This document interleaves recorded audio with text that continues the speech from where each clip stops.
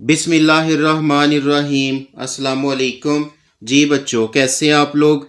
आज हम 9th class का यूनिट नंबर 13 शुरू करेंगे जिसका नाम है प्रोबेबिलिटी।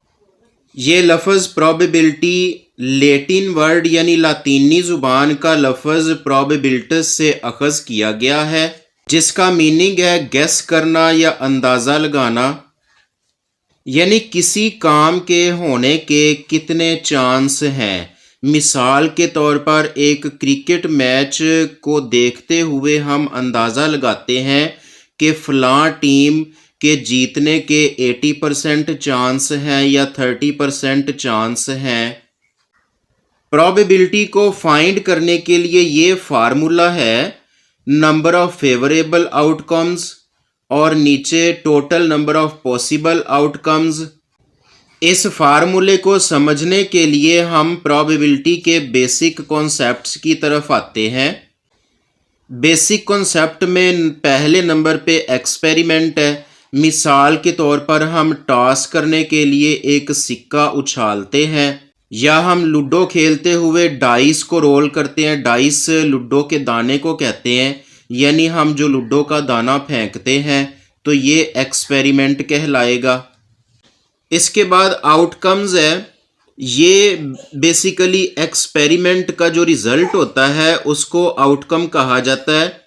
मिसाल के तौर पर जब हमने सिक्का उछाला तो अब उसमें हम देखेंगे कि हेड आ रहा है या टेल आ रहा है, या हमने लूडो का दाना फेंका तो उसमें मिसाल के तौर पर 3 आ गया, तो ये रिज़ल्ट है या आउटकम कहलाएगा। इसके बाद फेवरेबल आउटकम, यानी जो हम चाह रहे हैं हमारी मर्ज़ी के मुताबिक रिज़ल्ट आए। मिसाल के तौर पर जब हमने सिक्का उछाला है तो उसमें हम चाहते हैं जी कि हेड आए तो हेड ही आए, तो ये फेवरेबल आउटकम होगा। या हम चाह रहे हैं जी कि लूडो के दाने में फेंकने के बाद 4 आ जाए तो 4 ही आए, तो ये फेवरेबल आउटकम कहलाएगा। इसके बाद सैंपल स्पेस, यानी जो एक्सपेरिमेंट के तमाम रिज़ल्ट या तमाम नताइज का एक सेट होता है और इसको एस से लिखा जाता है। फॉर एग्ज़ाम्पल हम कॉइन या सिक्का फेंकते हैं तो उसके 2 ही नताइज होंगे, या तो हेड आएगा या फिर टेल आएगा। इसी तरह जब हम डाइस यानी जो लूडो का दाना उसको रोल करते हैं तो उसकी 6 पॉसिबिलिटीज़ होती हैं, यानी 1 से लेके 6 तक उसमें से कोई सा भी रिज़ल्ट आ सकता है। 7 नहीं आएगा, यानी 1 से लेके 6 तक ही उसके नताइज आ सकते हैं। प्रोबेबिलिटी के फार्मूले में हम सैंपल स्पेस को बटे के नीचे लिखते हैं, यानी जो टोटल वैल्यू होती है टोटल नताइज बटे के नीचे लिखे जाते हैं, और इवेंट को बटे के ऊपर लिखा जाता है। इवेंट क्या है, जो भी एक्सपेरिमेंट का रिजल्ट आएगा उसको इवेंट कहा जाता है और इसको बटे के ऊपर लिखा जाता है। प्रोबेबिलिटी में इसका जो आंसर है वो 1 और 0 के दरमियान में आता है, क्योंकि इसमें छोटी वैल्यू ऊपर होती है और बड़ी वैल्यू नीचे होती है, तो इसका आंसर बटे में लिखा जाएगा और ये 1 और 0 के दरमियान आता है। जब हम ये बात करते हैं कि काम होने के चांस कितने हैं तो उसको P ऑफ A लिखा जाता है।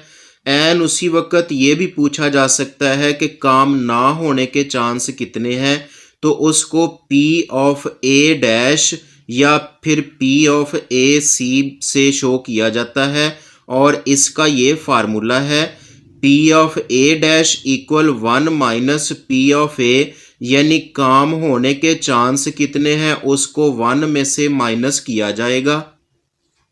प्रोबेबिलिटी में 2 ही बातें पूछी जाती हैं, काम होने के चांस और काम ना होने के चांस। इन दोनों का जो टोटल है वो हमेशा 1 के इक्वल आता है। फॉर एग्ज़ाम्पल काम होने के चांस हैं 0.75% और काम ना होने के चांस 0.25% हों, तो इन दोनों को प्लस करें तो हमेशा 1 आएगा। अब हम एक्सरसाइज की तरफ चलते हैं। क्वेश्चन नंबर 1 है Arshad rolls a dice. Arshad ने एक डाइस रोल किया, यानी एक लूडो का दाना फेंका। विद साइड्स लेबल्ड LMNOPU, उसकी जो साइडें हैं उसमें 1 2 के बजाय इंग्लिश अल्फ़ाबेट्स लिखे हुए हैं ये वाले। तो इसमें हमने फाइंड करना है प्रोबेबिलिटी को, that the dice lands on constant, यानी उसमें कॉन्सनेंट आने के चांस कितने हैं। कॉन्सनेंट कहते हैं जो वॉवल्स के अलावा हों। वॉवल कौन से होते हैं? AEIOU।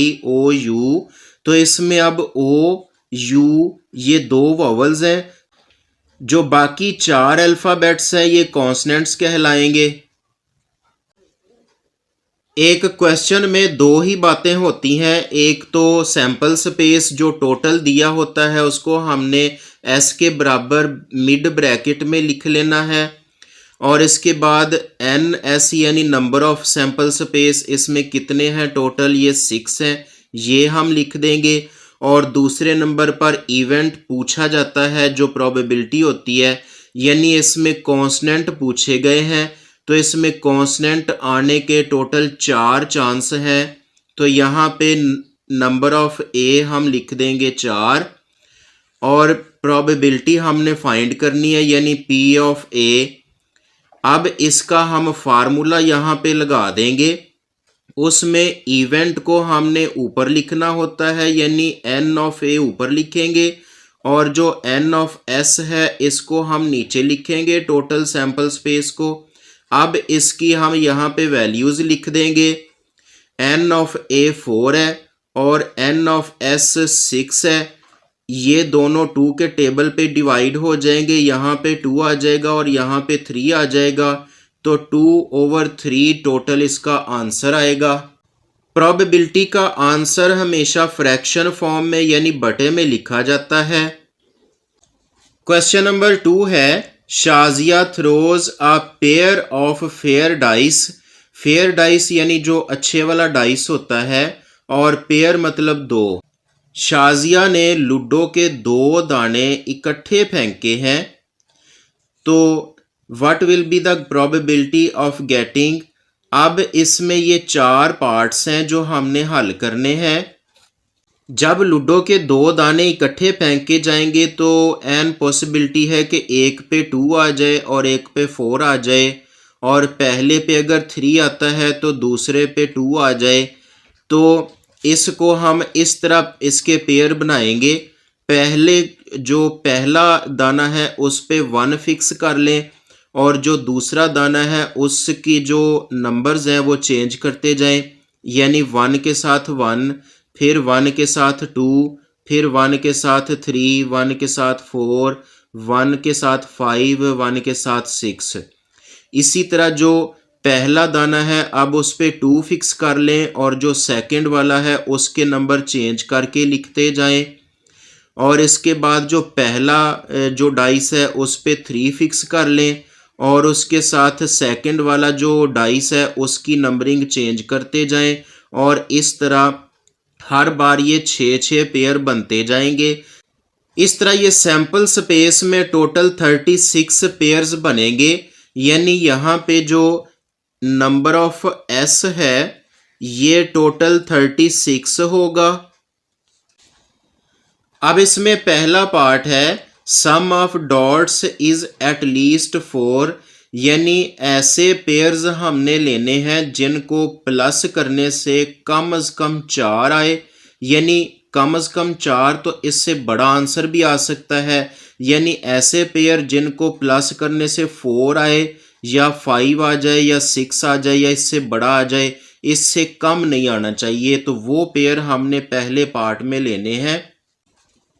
अब इन पेयर्स में देखें, ये जो पहला पेयर है इनको प्लस करें तो 2 आता है, सेकंड वाला पेयर इनको प्लस करें तो 3 आ जाता है, इनको प्लस करें तो 4 आता है, और इससे आगे जितने भी हैं वो इससे बड़े हैं, यानी 4 से बड़ा आंसर आएगा।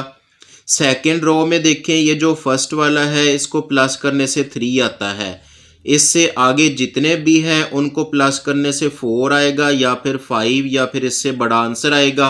अब इससे आगे जितनी भी रोज हैं इनके पेयर्स को प्लस करने से कम से कम 4 आंसर आएगा या फिर 4 से बड़ा आंसर आएगा, यानी इसमें सिर्फ ये वाले जो पहले 3 पेयर हैं ये वाले, इनको छोड़ देंगे क्योंकि इनका आंसर 4 से कम आ रहा है प्लस करने से। इसके अलावा जितने भी हैं बाकी वो सारे हम पहले पार्ट में ले लेंगे। तो ये टोटल 36 है, उसमें से ये 3 अगर हम निकाल दें तो बाकी 33 बाकी इसमें आ जाएंगे। इस तरह पहले पार्ट में n ऑफ a 33 होगा। फार्मूले में हम n ऑफ a 33 ऊपर लिखेंगे और नीचे टोटल सैंपल स्पेस यानी 36 हम लिखते जाएंगे। अब ये 3 पे डिवाइड हो रहे हैं तो इसको कैंसिल करें तो यहाँ पे 11 आ जाएगा और इसको कैंसिल करें 3 पे तो यहाँ पे 12 आ जाएगा। पहले पार्ट का ये आंसर आएगा। पार्ट नंबर 2 है product of both dots is between 5 to 10, यानी ऐसे पेयर जिनको मल्टीप्लाई करने से 5 से 10 के दरमियान में आंसर आए, जैसे 6, 8 वगैरह। लेकिन बुक के मुताबिक जो आंसर है इस बुक में उसमें 5 और 10 को भी शामिल करके जो पेयर बनाए गए हैं उसके मुताबिक आंसर आता है। तो हम ऐसे पेयर लेंगे जिनको मल्टीप्लाई करने से 5 से लेके 10 तक आंसर आए। जैसे अब ये पहला पेयर है, इनको मल्टीप्लाई करने से 5 1 द 5 आ जाता है। इसी तरह इसको मल्टीप्लाई करें तो 6 1 द 6 आ जाता है। इसको मल्टीप्लाई करें तो 6 आ जाता है।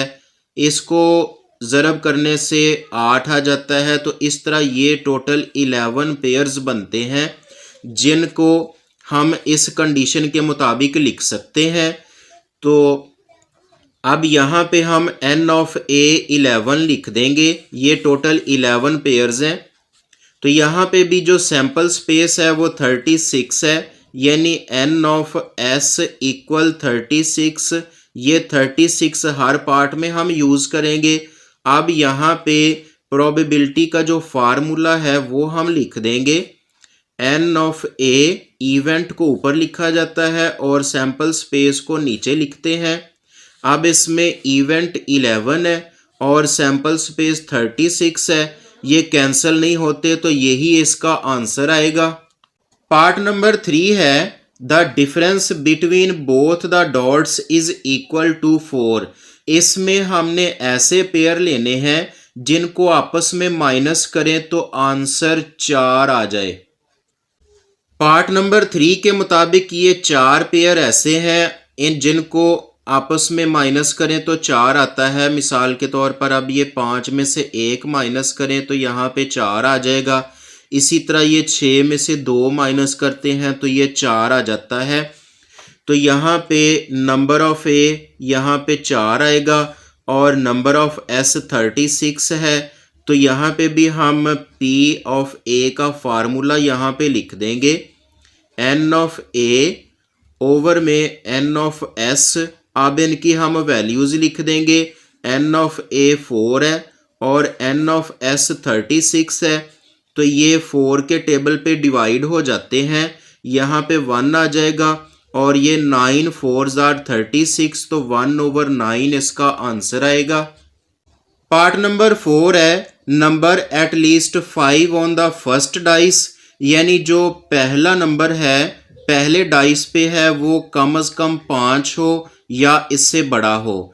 And the number eight least 4 on the second dice, और जो दूसरा नंबर है वो कम अज़ कम 4 हो या 4 से बड़ा हो।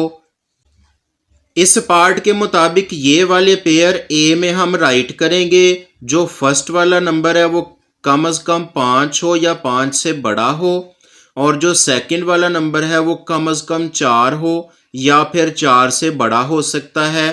तो अब इसमें ये जो पेयर है ये टोटल कितने बनते हैं?